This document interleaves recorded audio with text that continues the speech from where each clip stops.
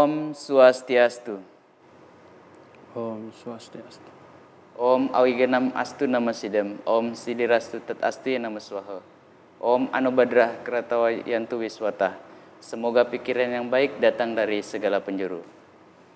Umat sedharma dalam kasih Sang Yang Widiwasa, pemirsa TPRI Gorontalo dimanapun berada, berjumpa lagi dengan kami dalam program pencerahan Dharma yang tentunya dapat menambah wawasan spiritual agama Hindu.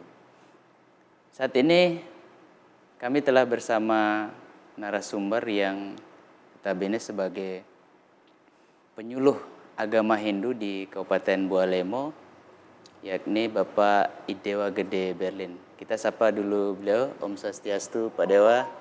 Om Swastiastu. Punapi gatra niki, Pak Dewa. Tenggara sehat. Oke.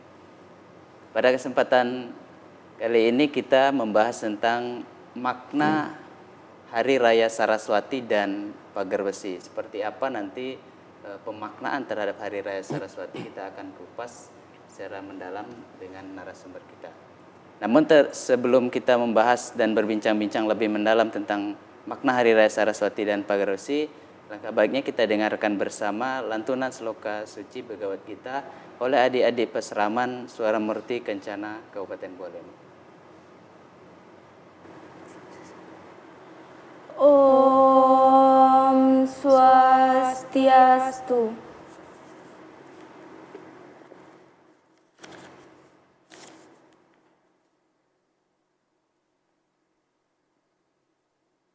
Pembacaan Bhagavad Gita, Adhyaya 4, Sloka 33.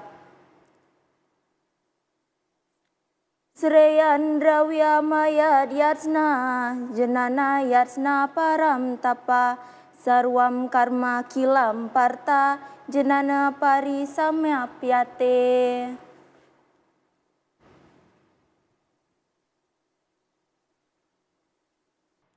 Persembahan berupa ilmu pengetahuan. Wahai Arjuna, lebih mulia daripada persembahan materi. Dalam keseluruhannya, semua kerja ini akan mendapatkan apa yang diinginkan dalam ilmu pengetahuan. Wahai Partha. Itulah tadi lantunan sloka suci Bhagavad Gita. Kita akan masuk pada pembahasan tentang tentang makna Saraswati dan Pagar Besi bersama narasumber kita Bapak Dewa Gede Berlin. Pak Dewa, kalau kita melihat tentang makna Saraswati sebetulnya, bagaimana kita memaknai sebagai umat Hindu tentang Saraswati ini, Pak Dewa? Baik, sebelum masuk pada materi, izinkan saya sebagai umat agama Hindu menyampaikan penganjali. Om Swastiastu. Om Swastiastu. Buat pemirsa yang berbahagia dimanapun berada, dalam memaknai Saraswati, yang perlu kita ketahui bersama dahulu adalah bagaimana sih rangkaian dari perayaan Saraswati itu. Dari rangkaian keseluruhan itu, barulah kita bisa memaknainya lebih dalam lagi. Nah, yang perlu kita ketahui, ya, dalam agama Hindu itu, dalam perayaannya itu, ada yang menggunakan sistem kalender Bali berdasarkan wuku. Dan perayaan Saraswati ini jatuh setiap 210 hari, tepatnya pada hari Sabtu Manis, Wuku Watu Gunung. Nah, jadi perayaan Saraswati ini merupakan perayaan yang harus dilakukan setiap 210 hari guna memperingati turunnya ilmu pengetahuan. Nah, lalu mengapa Dewi Saraswati ini disimbolkan sebagai Dewi ilmu pengetahuan? Ya. Dalam Dewa Tiga Utama itu, Brahma sebagai pencipta, dia punya Dewi Sakti yang bernama Saraswati. Ya. Karena dalam sebuah penciptaan ya, seperti yang kita ketahui, dalam penciptaan itu perlu yang namanya pengetahuan, ilmu pengetahuan. Sehingga Dewi Saraswati ini adalah Dewi ilmu pengetahuan. Seperti itu. Nah, jika demikian, apa sebetulnya tujuan kita melaksanakan Hari Raya Saraswati puniki? Ya. Tujuannya tidak lain adalah untuk memperingati turunnya ilmu pengetahuan suci ya. Karena dalam proses pelaksanaannya ya, pada pagi hari ya, buku ataupun kitab suci Weda yang kita punya di rumah, kita harus bawa ke masing-masing sangah atau merajan untuk diupacarai. Hal ini guna untuk memberikan penghormatan pada Dewi Saraswati sebagai Dewi ilmu pengetahuan. Seperti itu. Tadi Pak Dewa menyampaikan bahwa ada sosok yang menarik begitu. Sosok yang menarik yang digambarkan sebagai sosok Dewi Saraswati. Nah, dalam pemahaman tentunya umat Hindu, baik pemirsa di rumah, bagaimana kita memaknai kenapa kok Saraswati ini memiliki dimaknai sebagai sosok Dewi Saraswati ini? Sedikit yang jelaskan mengenai Dewi Saraswati ini ya. Dewi Saraswati ini digambarkan ya, seorang dewi yang sangat cantik dengan keempat tangannya memegang wina, lontar, dan juga genitri. Nah, penggambaran ini mempunyai makna tersendiri. Dewi Saraswati bersosok cantik digambarkan bahwa pengetahuan itu sangat menarik jika kita terus mempelajarinya. Dan ketika kita sebagai orang berilmu akan mendapatkan kecantikan dalam diri kita. Keindahan, bahwa ilmu itu indah dan juga menarik. Bertangan 4, ya, menggambarkan pikiran manusia ya, yang dalam mencari pengetahuannya itu harus mempunyai pikiran yang baik, kedua kebijaksanaan, ketiga waspada atau mulat sarira, keempat adalah intelektual. Nah, jadi semua penggambaran dalam Dewi Saraswati ini mempunyai makna. Begitu juga dengan alat musik wina yang dipegang oleh kedua tangannya. Ya. Alat musik wina ini jika dimainkan sangat indah kedengarannya.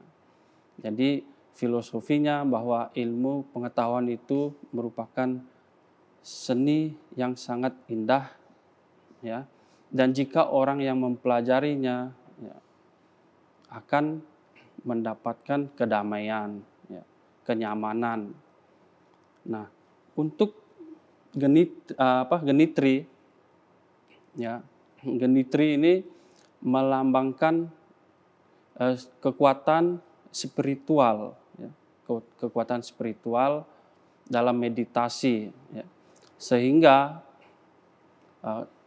jika kita mempelajari pengetahuan itu tidak akan pernah habisnya. Nah, itu lambang dari genitri. Dan terakhir lambang dari lontar, ya. Nah, lontar atau buku kitab suci Weda itu melambangkan bahwa pengetahuan bersifat universal, ya, bersifat suci dan juga sejati.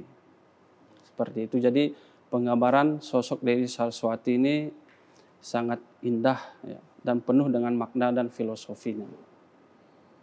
Kalau dilihat dari kehidupan kita sehari-hari tentang memaknai Hari Raya Saraswati puniki, apa yang bisa diberikan contoh pengamalannya di kehidupan kita sehari-hari? Ya, baik dalam proses mencari ilmu pengetahuan ya, seperti yang kita ketahui dalam tahapan agama Hindu itu dalam catur asrama itu adalah Nggih. brahmacari, ya. Nggih. Yaitu mencari ilmu pengetahuan yang kita harus lakukan sejak usia muda, ya. Jadi brahmacari atau ilmu pengetahuan ini harus benar-benar kita kejar dalam masa muda ini, sehingga dalam masuki tahap kedua atau grahastu pernikahan kita sudah mempunyai bekal, ya, untuk hidup berumah tangga. Jadi selain untuk mengejar cita-cita kita, ya, ilmu pengetahuan juga akan dipergunakan pada tahapan kehidupan asrama berikutnya, yaitu grahastu, wanuprastu, dan juga biksuka. Nah, saya tambahkan sedikit mengenai penggambaran Dewi Saraswati, ya. Dewi Saraswati tadi selalu berstana di atas bunga lotus, ya. Nah, bunga lotus ini biasa hidup di dalam lumpur. Bunga ini selalu mekar indah walaupun di tempat yang kotor berlumpur, ya. Seperti itulah sejatinya ilmu pengetahuan, ya, walaupun ditempatkan di mana dia tetap sejati dan juga suci. Selain itu, Dewi Saraswati digambarkan juga selalu ditemani oleh seekor angsa. Angsa, iya, Ya, betul. angsa. Nah, angsa ini selalu mencari makanan di dalam lumpur juga. Nah, dia mampu memilah atau menyaring makanan yang berada di tengah kotoran itu atau lumpur itu. Sejatinya seperti itulah ilmu pengetahuan yang harus kita miliki, mampu, ya, menggunakan wiweka kita,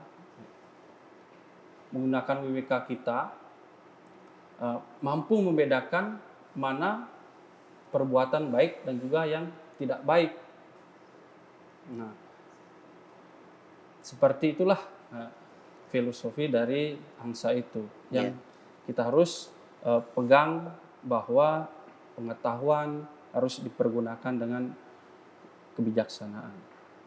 Berarti dalam artinya bahwa Saraswati ini dimaknai sebagai lahirnya ilmu pengetahuan gitu. Jadi kita bisa memilih mana yang baik, mana yang buruk untuk melahirkan kebijaksanaan tersebut gitu.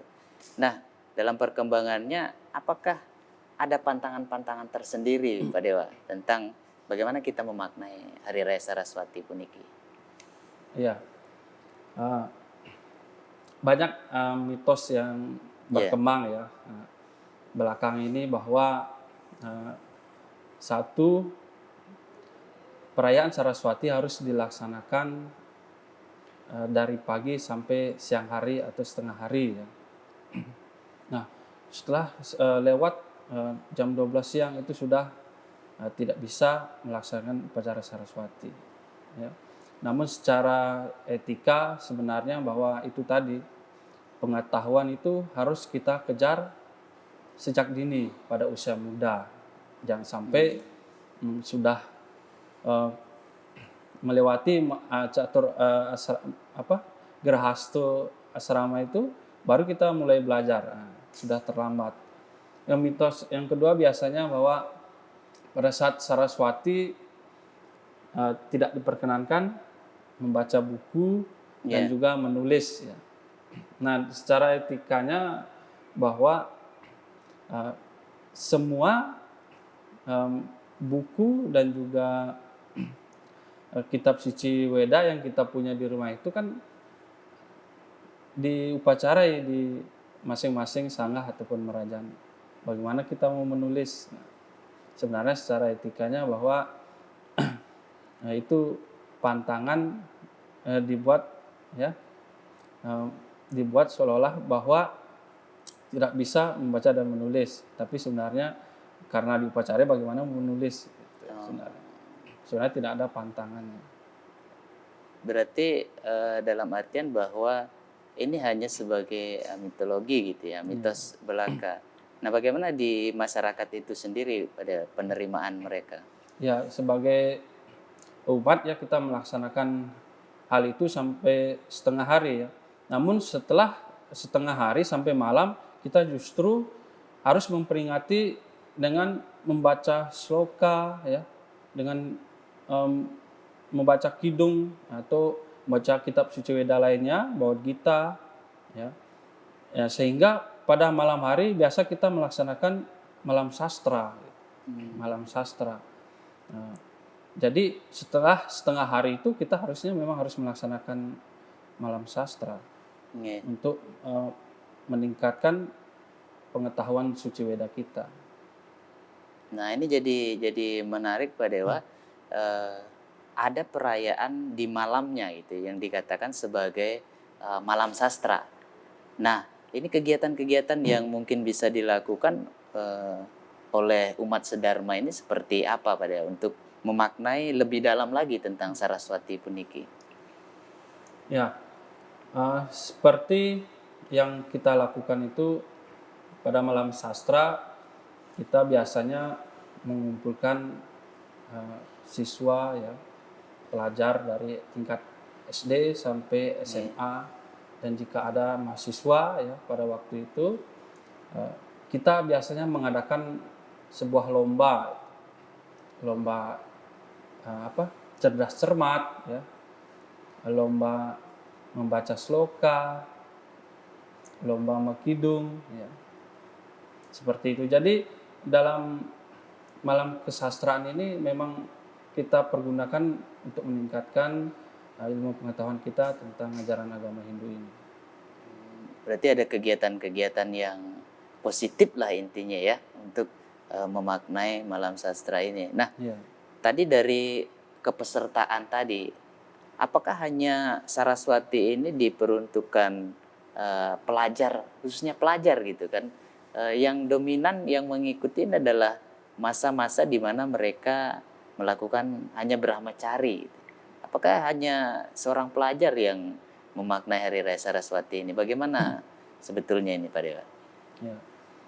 Dari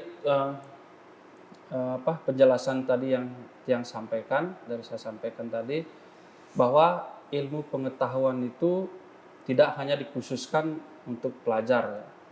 Karena kenapa? Karena ilmu pengetahuan itu berguna untuk seluruh umat manusia.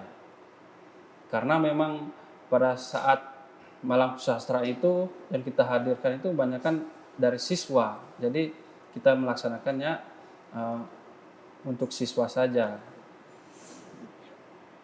Jadi pengetahuan itu tidak benar hanya untuk diperingati oleh kaum pelajar saja.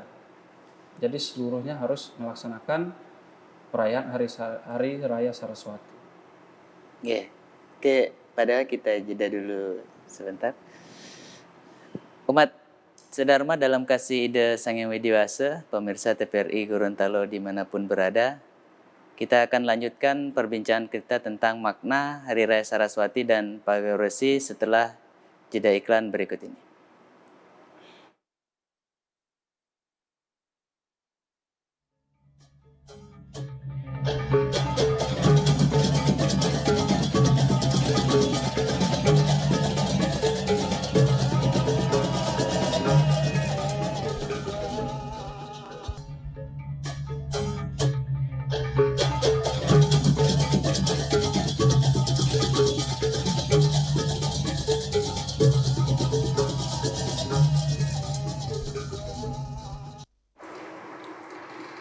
Pemirsa TVRI Gorontalo dimanapun berada, umat Sedharma dalam kasih ide Sang Hyang Widi Wasa, kita lanjutkan kembali perbincangan kita tentang makna Hari Raya Saraswati dan Pagarwesi bersama narasumber kita Bapak Idewa Gede Berlin.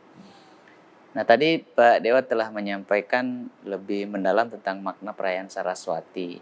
Nah, mungkin dari adik-adik peseraman ada yang mau ditanyakan tentang bagaimana kita memaknai Saraswati ini. Disilakan. Izin bertanya Pak Dewa, kan pada hari Saraswati itu ada Banten yang di dalamnya itu ada namanya kue cecek. Itu untuk apa maknanya? Ya. Dalam Banten Saraswati itu ada memang jajo atau kue dalam seperti bentuk cecek ya, atau cicak bahasa Indonesianya. Jadi kenapa ada kue seperti itu? Itu karena seperti filosofinya cicak itu ya, dipercaya oleh kita ya. Jika kita menyuarakan sebuah kebenaran ya, cicak itu akan bersuara. Nah, dalam artian filosofinya atau maknanya adalah pengetahuan ya yang kita miliki itu harus berdasarkan sebuah kebenaran, nilai-nilai kebenaran. Sehingga pengetahuan itu akan bijak dipergunakan dengan untuk hal yang baik. Seperti itu. Nah, jangan sampai pengetahuan yang kita gunakan itu untuk membodohi orang lain ya, untuk menyebarkan isu-isu yang tidak benar atau bersifat hoax ya. Seperti itu. Ada lagi pertanyaan? Pak Dewa, apa itu tujuan dari hoax? Oh iya, tadi saya sama Bapak sempat singgung hoax itu ya. Jadi hoax ini adalah sebuah berita ya yang berisi opini yang biasanya dibuat ya untuk menutupi berita yang sebenarnya terjadi. Biasa juga hoax ini dibuat untuk sebuah kepentingan. Yang pertama, kepentingan ekonomi ya, persaingan usaha misalnya. Jadi pengusaha A untuk menjatuhkan pengusaha B itu dengan cara menyebarkan berita-berita yang tidak benar, disebar di media sosial ya. Yang kedua, ada kepentingan politik biasanya ya.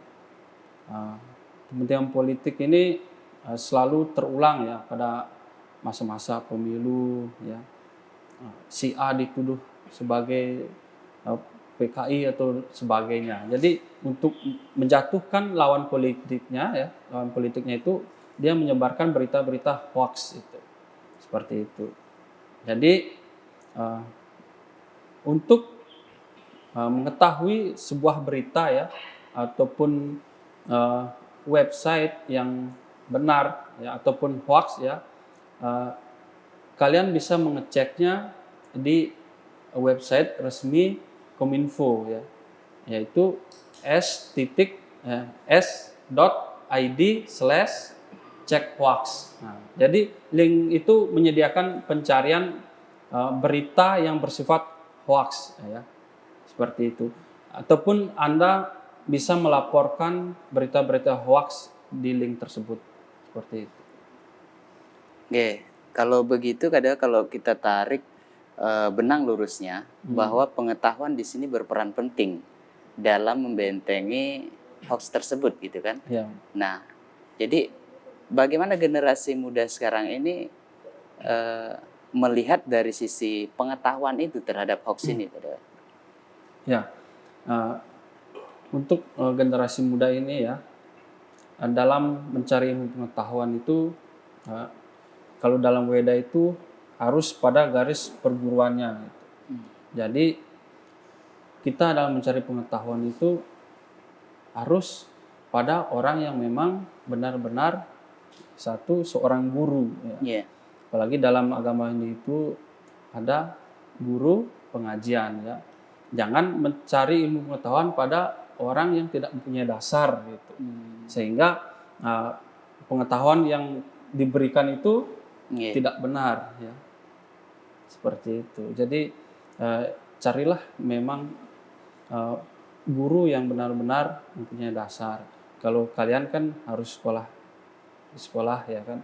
Jadi sudah tentu guru itu mempunyai dasar pendidikan yang bagus. Seperti itu. Nah, kemudian tadi Saraswati harus ada dasarnya. Kira-kira dalam memaknai Hari Saraswati ini, apa yang menjadi dasar konkret itu? Kita bisa memaknai lebih dalam lagi tentang perayaan Saraswati. Ya, dalam agama Hindu ya, ada cerita kenapa sih kita sampai meraksanakan perayaan Saraswati. Ya.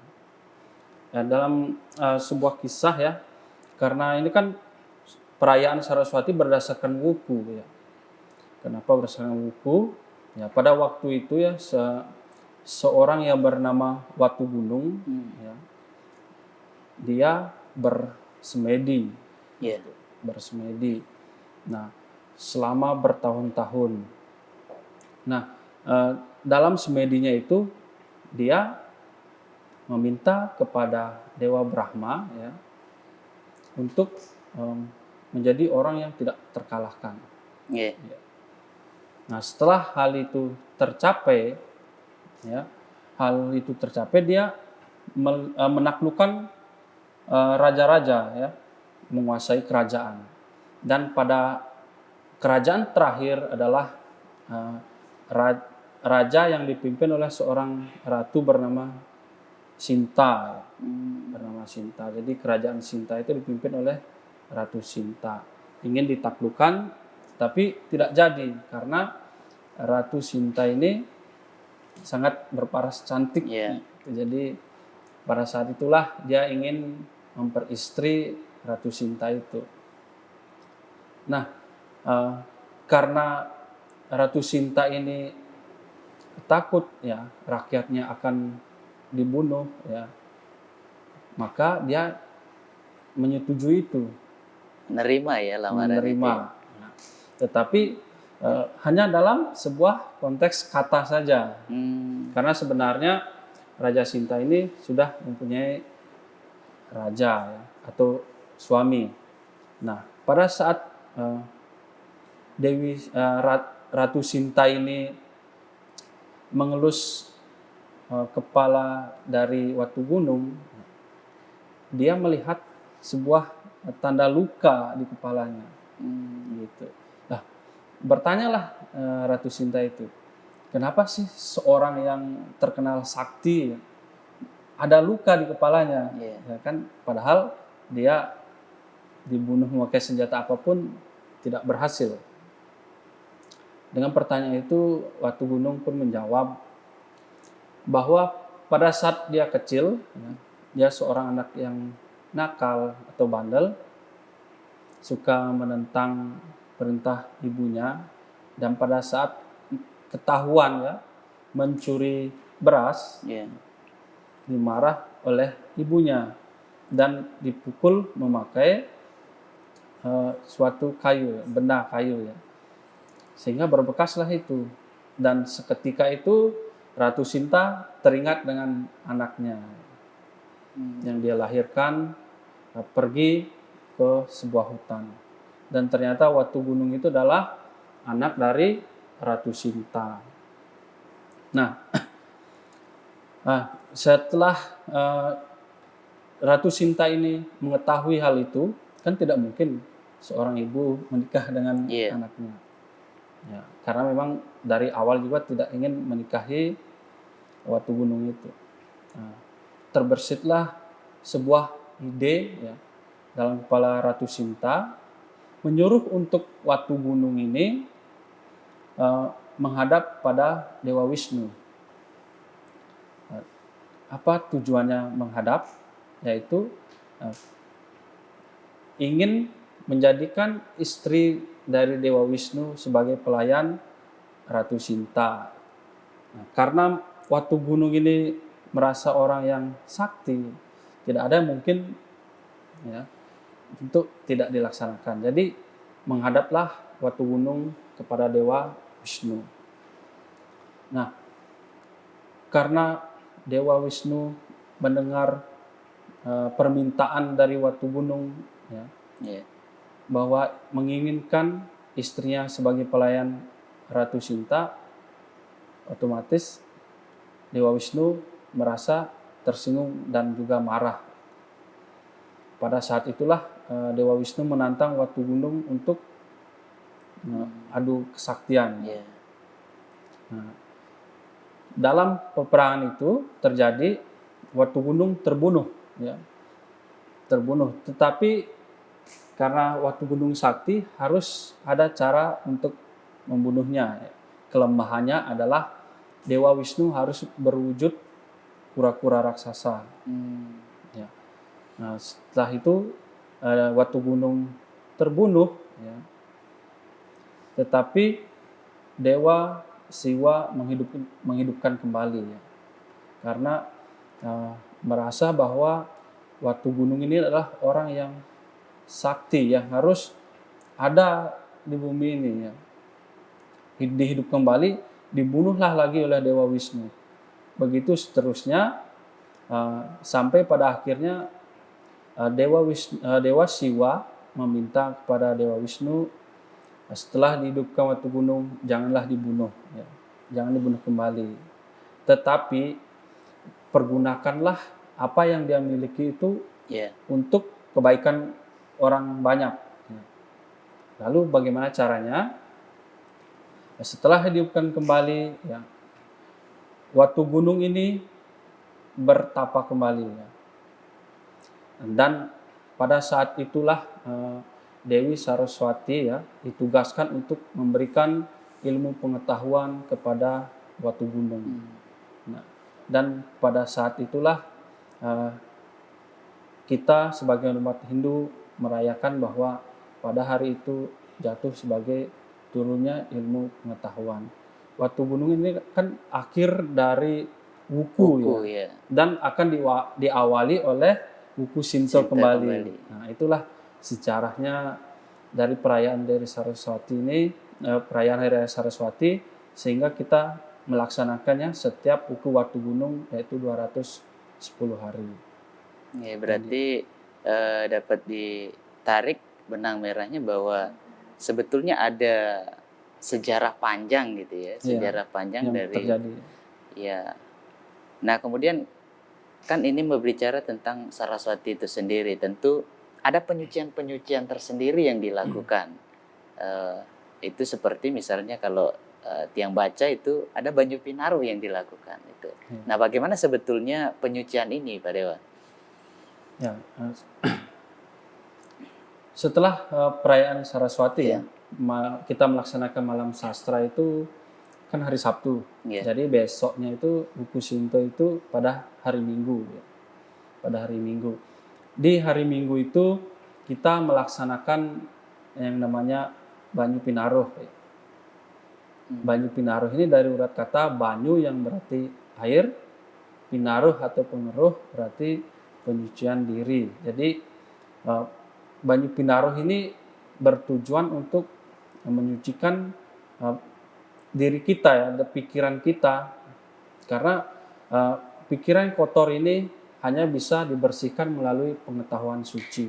Seperti itu. Jadi pada hari Minggu itu seluruh umat ya melaksanakan Banyu Pinaruh ya. Karena biasanya Banyu Pinaruh ini banyak yang suka karena sekaligus rekreasi. Karena Banyu Pinaruh ini harus dilaksanakan di sumber mata air. Sumber mata air yang dan juga yang dianggap masih suci ya. Kalau di Bali biasa di Tirto Empul ya kan. Kalau kita di sini biasanya di laut ya. Seperti itu. Nah, kemudian bagaimana dengan misalnya pada masyarakat kalau kita berada di wilayah transmigrasi ini kan, tidak semua wilayah-wilayah transmigrasi itu yang berdekatan dengan sumber-sumber mata air pada umumnya seperti laut tadi yang Pak Dewa katakan. Bagaimana dengan kondisi-kondisi seperti itu? Apakah haruskah semua itu dilakukan di laut misalnya gitu? Ya, dalam Banyu Pinaruh ini konteksnya tidak mengharuskan kita untuk mencari sumber air dan juga laut yang mungkin jarak tempuhnya terlalu jauh ya. Tetapi dalam pelaksanaannya kita dimudahkan dengan membuat air kumkuman itu, yaitu dengan air yang bersih dengan berbagai warna bunga. Itu kita harus mandi dari ujung rambut sampai ujung kaki. Karena itu konsepnya Banyu Pinaruh itu pembersihan diri. Berarti semua umat gitu ya, Kak Dewa ya, bagaimana bisa bersama-sama melakukan Banyu Pinaruh itu sendiri. Nah, kemudian Pak Dewa kan kita sebagai yang berposisi sebagai penyuluh lah, Pak Dewa sebagai penyuluh. Apa yang bisa diberikan kepada umat sedharma di rumah tentang pemaknaan Saraswati ini?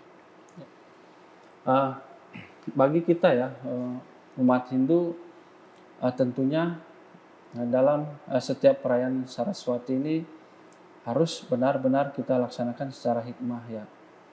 Karena perayaan ini bukan perayaan yang dianggap sebagai hura-hura ya. Iya.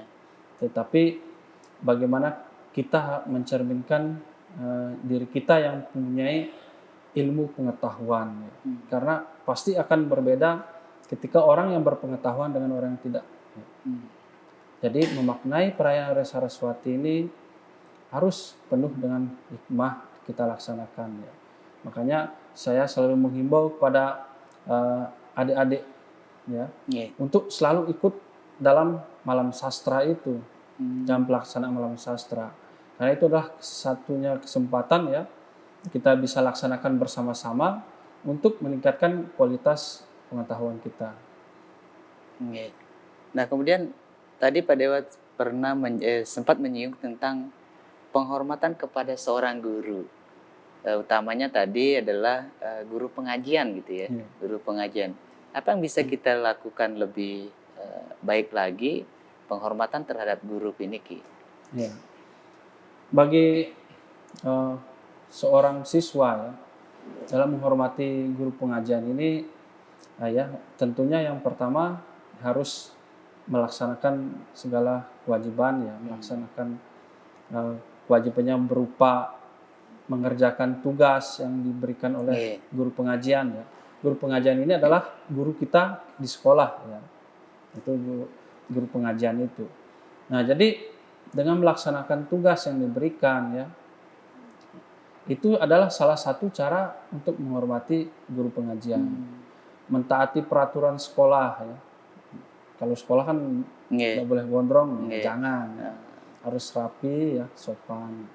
Itu salah satu pengabdian kita menghormati guru pengajian. Nah, kalau demikian Pak Dewa misalnya tadi menghormati seorang guru pengajian gitu kan. Nah, bagaimana dengan benteng setelah Saraswati ini puniki, apa yang bisa dilakukan Pak Dewa? Ya. Setelah perayaan Saraswati kan Banyu Pinaruh. Nah, 4 hari setelah Banyu Pinaruh itu atau perayaan Saraswati itu kita akan melaksanakan perayaan Pagar Wesi. Pagar Wesi. Ya. Pagar berarti pagar ya. Wesi berarti besi.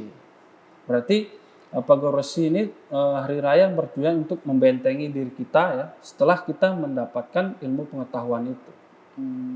Ya, tujuan membenteng itu sudah tentu. Jangan sampai pengetahuan yang kita gunakan bertujuan untuk hal yang tidak baik. Oke, Pak Dewa kita jeda sejenak. Umat sedharma yang budiman, pemirsa TPRI Gorontalo dimanapun berada, kita akan lanjutkan pembahasan kita tentang makna perayaan Hari Raya Saraswati dan Pagar Wesi setelah jeda iklan berikut ini.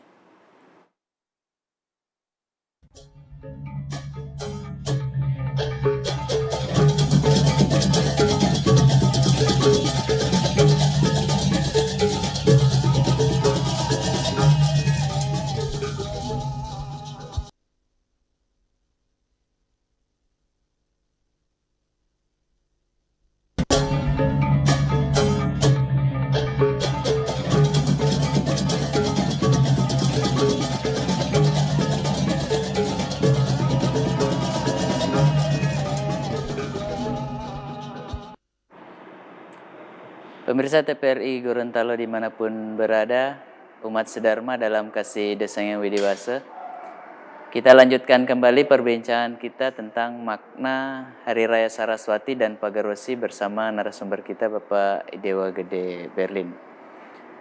Nah, Pak Dewa tadi sudah mengupas tentang Saraswati sendiri dan kita harus membentengi diri di Pagar Wesi itu. Kira-kira lebih mendalamnya bagaimana kita memaknai Hari Raya Pagar Wesi itu sendiri, Pak Dewa? Ya. Jadi Hari Raya Pagar Wesi ini dilaksanakan juga sama seperti perayaan Saraswati itu berdasarkan wuku. Ya. Jadi perayaan Pagar Wesi ini lebih condong bahwa kita sebagai manusia harus punya benteng, ya, Ya. punya pagar untuk memagari diri kita, memagari ilmu pengetahuan kita, ya, agar tidak mempergunakan pengetahuan itu untuk hal yang tidak baik seperti dijelaskan tadi, ya, masuk dari tujuan pagoresi itu. Nah, dalam memagari diri kita, ya, apa yang harus kita lakukan, ya? Tentu satu harus sauca, ya, dalam artian bahwa kita sebagai umat Hindu, ya, harus suci, ya, membersihkan diri secara jasmani, ya, maupun secara Rohaninya. ya. Jadi benteng itu kita bisa kita laksanakan dengan cara satu, rajin belajar, ya, rajin sembahyang, ya, hormat pada catur guru. Nah, itu adalah sauca untuk membentengi diri kita. Untuk sebagai umat Hindu, ya, bagaimana kita membentengi itu dari sauca tadi gitu kan. Nah, apa sebenarnya tujuan konkretnya kita memaknai pagar besi itu? Ya, yang konkretnya, ya, dari maknanya pagorsi itu kita sebagai orang yang punya ilmu pengetahuan, ya, dalam walaupun sedang menempuh ilmu pengetahuan itu, ya, kita harus selalu fokus untuk mencari ilmu pengetahuan. Jangan sampai pengetahuan itu hilang dalam diri kita, ya. Seperti yang terjadi pada kisah Karna, ya. Karena kan seorang yang punya ilmu sebenarnya lebih tinggi, ya. Iya. Ilmu pengetahuan yang bagus. Bahkan dia mempunyai seorang guru yang bernama Parashurama, kan. Seorang guru yang seorang awatara itu sendiri. Jadi pengetahuan dia sangat tinggi. Nah, suatu ketika dia dalam peperangan Baratayuda itu, seketika ilmunya hilang, ketika dia ingin memperbaiki rodanya, Iya. terjerumus dalam sebuah lubang.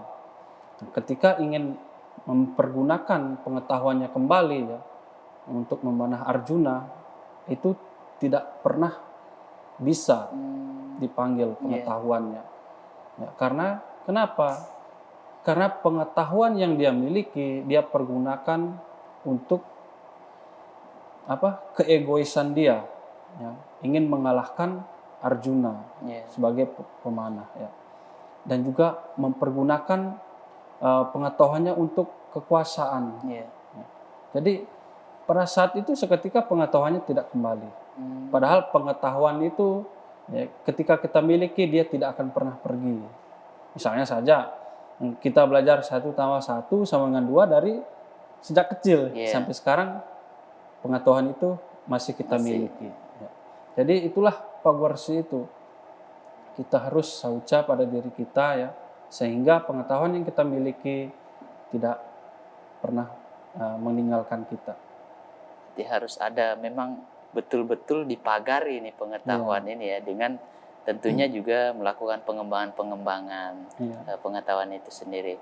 Nah, kalau dalam kehidupan kita bermasyarakat, apakah dalam kita menuntut ilmu pengetahuan itu sendiri, apakah hanya di saat kita brahmacari itu sendiri, atau dalam setiap umur kita menjadi manusia ini harus melakukan penggalian ilmu pengetahuan? Bagaimana sebetulnya pemahaman itu? Ya, kalau dalam catur asrama tadi, tahap mencari ilmu pengetahuan itu kan ada pada tahap awal, ya, tahap awal. Tapi sebenarnya adalah pengetahuan yang harus kita cari itu tidak pernah memandang umur. Baik dia masih sudah tua, ya, pengetahuan ini harus kita kejar juga, ya, karena akan berguna untuk diri kita sendiri. Selain berguna untuk diri kita sendiri, pada agama, berguna untuk negara, ya. Seperti itu. Jadi pengetahuan ini tidak semata-mata hanya untuk seorang pelajar atau dikejar pada usia muda. Karena apa? Karena pengetahuan itu kita bisa pergunakan untuk kita sendiri agar terhindar dari kegelapan pikiran ya, ataupun avidya.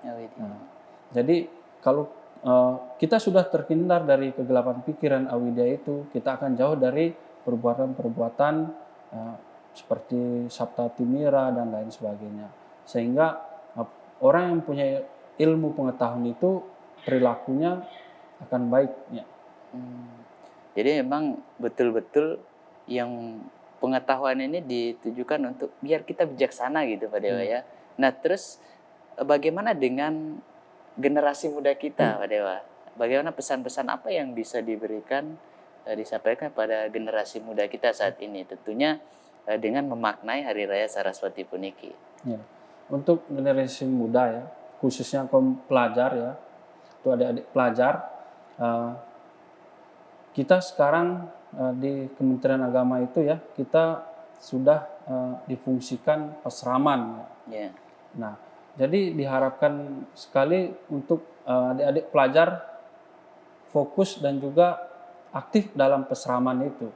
Seperti di pesraman saya ada pesraman Suara Murti Kencana ya. Di sana adik-adik pelajar akan mempelajari pelajaran yang tidak didapatkan di sekolah negeri ya.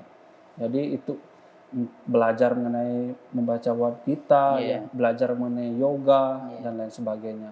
Sehingga ilmu yang mereka dapati antara sekolah dan juga ilmu agama itu seimbang. Gitu.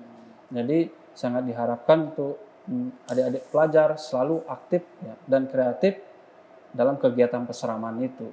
Apalagi pada malam sastra harus semuanya ikut kalau bisa ya.